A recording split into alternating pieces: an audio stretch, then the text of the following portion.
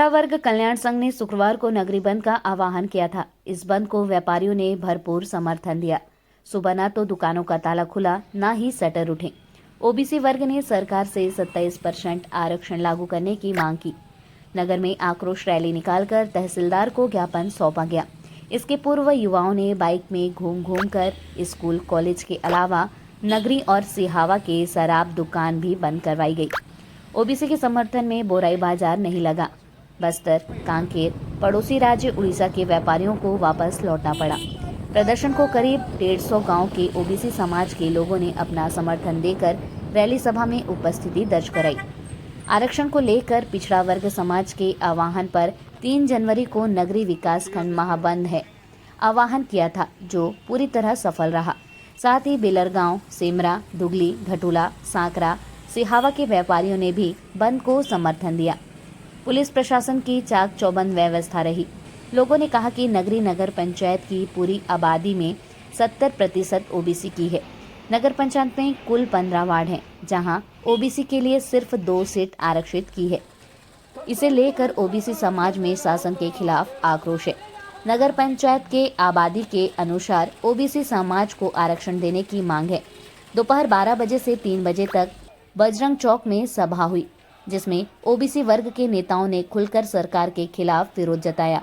Rally निकालकर तहसील कार्यालय पहुंचे, जहां राष्ट्रपति, मुख्यमंत्री, राज्यपाल के नाम तहसीलदार तेजपाल ध्रुव को ज्ञापन सौंपा। चेतावनी भी दी गई, सरकार उनकी मांगों को अगर दरकिनार करे तो आगे उग्र प्रदर्शन भी किया जाएगा। छत्तीसगढ़ किस चीज का प्रदर्शन हो रहा है?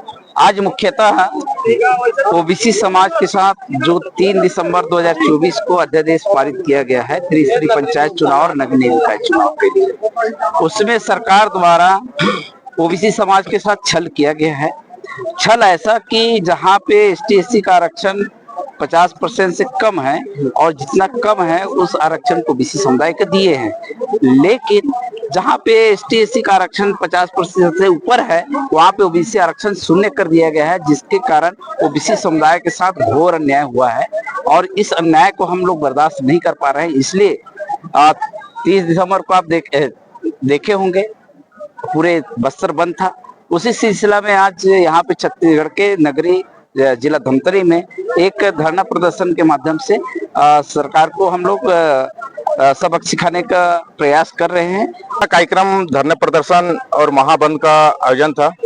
ऐसे बस्तर में अभी जो हुआ, हमारे पिछड़े वर्ग की जो आरक्षण की मांग है और जो सरकार के द्वारा कही गई थी कि ओबीसी समाज को हम त्रिस्तरीय पंचायत चुनाव में और नगरीय निकाय पंचायत चुनाव में 50% आरक्षण देंगे, उसी की तारतम्य में हम लोग भी अपनी मांग को लेकर के धमतरी जिला के नगरी ब्लॉक में महाबंद और धरना प्रदर्शन का आयोजन किए थे।